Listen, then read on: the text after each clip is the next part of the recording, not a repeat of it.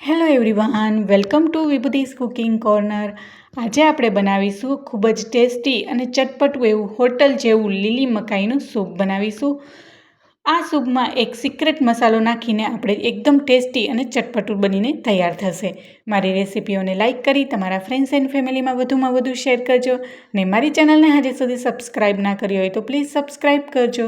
ને બાજુમાં આવેલું બેલ આઇકન બટનને પ્રેસ કરજો, જેથી નવી નવી રેસીપીના નોટિફિકેશન તમારા સુધી મળી રહે. તો ચાલો રેસીપી બનાવવાનું શરૂ કરીએ. હોટલ જેવું ટેસ્ટી અને ચટપટું લીલું મકાઈનું સૂપ બનાવવા માટે અહીં સૌથી પહેલાં 1.5 નંગ જેટલી મેં મકાઈ લીધી છે અને આ મકાઈને મેં પહેલેથી જ બાફી લીધી છે. હવે મકાઈને મેં 2 બાઉલમાં અલગ ડિવાઈડ કરી લીધી છે. હવે આપણે અહીંયા મેં મોટું મિક્સર જાર લીધું છે અને જે બાઉલમાં વધારે મકાઈ છે તેને મિક્સર જારમાં ટ્રાન્સફર કરી દઈશું. અને બીજા બાઉલમાં મકાઈ છે એ આપણે આગળ સૂપમાં એડ કરીશું.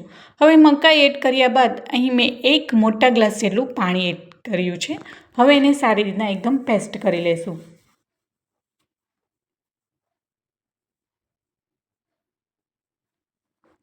હવે સારી રીતના પીસાઈ ગયું છે, તો તમે જોઈ શકો છો કંઈક આવી કન્સિસ્ટન્સી હોવી જોઈએ. હવે સૂપ બનાવીશું તો તેના માટે 1 નોનસ્ટિક પેન લીધું છે અને 2 ટેબલસ્પૂન જેટલું મેં અમૂલ બટર લીધું છે. અહીં તમે અમૂલ બટરની જગ્યાએ તમે ઘી કે ઓઇલ પણ લઈ શકો છો, પણ અમૂલ બટરમાં આવી રીતના બનાવવાથી ખૂબ જ સારો એવો ટેસ્ટ આવશે. હવે બટર મેલ્ટ થઈ ગયા બાદ 2 ચપટી જેટલી મેં હિંગ નાખી છે. હિંગ નાખવી એ ટોટલી ઓપ્શનલ છે.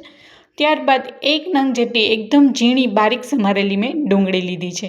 અહીં જો તમે ડુંગળી ના ખાતા હો તો સ્કીપ કરી શકો છો.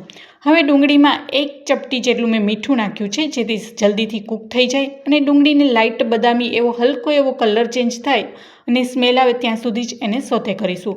વધારે કલર ચેન્જ નથી થવા દેવાનો કે બ્રાઉન કલર નથી થવા દેવાનો. માત્ર 2 મિનિટ માટે જ આપણે એને સોતળીશું અને હલકો એવો કલર ચેન્જ થાય ત્યાં સુધી જ એને સોતે કરીશું. તો તમે જોઈ શકો છો 2 મિનિટ બાદ હલકો એવો ડુંગળીનો કલર ચેન્જ થઈ ગયો છે અને સારી રીતના સતળાઈ ગઈ છે. હવે અહીંયા આપણે જે મકાઈનું મિશ્રણ રેડી કર્યું છે તેમાં એડ કરીશું.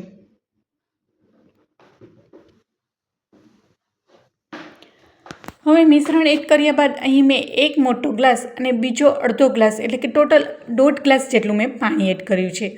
અને જ્યારે મકાઈ પીસી હતી ત્યારે પણ 1 ગ્લાસ જેટલું મેં પાણી એડ કર્યું હતું. એટલે કહી શકાય કે મેં 2.5 ગ્લાસ જેટલું આ સૂપમાં પાણી યુઝ કર્યું છે. હવે અહીંયા આપણે જે અલગથી મકાઈ એક બાઉલમાં રાખી હતી તેમાં એ એડ કરી દઈશું. ત્યારબાદ એક્સ્ટ્રા ક્રન્ચીસ માટે મેં એકદમ ઝીણું બારીક સમારેલું 1/2 નંગ જેટલું ગાજર લીધું છે. અહીં ગાજરને એકદમ ઝીણું અને બારીક સમારવાનું જેથી સારી રીતના જલ્દી કૂક થઈ જાય. અને 3 ચમચી જેટલું મેં એકદમ ઝીણું સમારેલું કેપ્સિકમ લીધું છે. અહીં તમે કોઈ પણ મનગમતા વેજીટેબલ લઈ શકો છો. અહીં તમે લીલા વટાણા કે ફણસી પણ લઈ શકો છો. હવે તેમાં સ્વાદ પ્રમાણે મીઠું નાખીશું અને હવે આપણે નાખીશું 1 ચમચી જેટલો મરી પાવડર અને આ છે આપણો સિક્રેટ મસાલો, પાસ્તા મસાલો. તમને એમ થશે કે આ સૂપમાં પાસ્તા મસાલો? હા, પાસ્તા મસાલા નાખવાથી જ તમે જે બહાર હોટલમાં પીતા હો ને એવો જ મસ્ત એવો ટેસ્ટ આવશે અને એકદમ ચટપટું બનશે. ત્યારબાદ અહીં પિઝા પાસ્તા સોસ આવે છે, મેં 1 ચમચી જેટલો એ એડ કર્યો છે. અહીં તમે કોઈ પણ સોસીસ એડ કરી શકો છો. હવે 1 ચમચી જેટલો મેં ઓરેગાનો નાખ્યો છે અને એ અડધી ચમચી જેટલી મેં ખાંડ નાખી છે ટેસ્ટને બેલેન્સ કરવા નાખી. અને ખાંડ નાખવી એ ટોટલી ઓપ્શનલ છે. અહીં તમે ટોમેટો કેચઅપ કે સોયા સોસ પણ એડ કરી શકો છો. કોઈ પણ મનગમતા સોસીસ એડ કરી હવે અહીંયા કોર્નસ્ટાર્ચની મેં સ્લરી બનાવી છે અને સૂપને વધારે થિકનેસ કરવા માટે. અહીં કોર્નસ્ટાર્ચની સ્લરી ન નાખો અને એમને પીવું હોય તો પણ આ સૂપ સરસ લાગશે. અહીં તમે સૂપની થીક કે પતલું તમને જેવી રીતના જોઈએ એ તમે તમારા ટેસ્ટ પ્રમાણે નાખી શકો છો. અને લાસ્ટમાં 1/2 નંગ જેટલું લીંબુનો રસ એડ કરી અને 2 ટેબલસ્પૂન જેટલી એકદમ ઝીણી સમારી લીલી ડુંગળીના પાંદડા એડ કરીશું.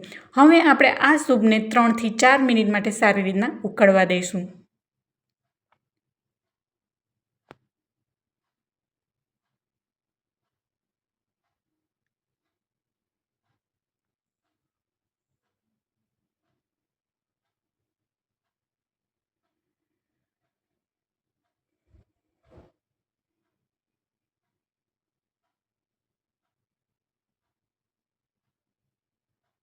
હવે સૂપ છે એ સારી રીતના ઉકળી ગયું છે. હવે એને સર્વિંગ બાઉલમાં લઈ લઈશું.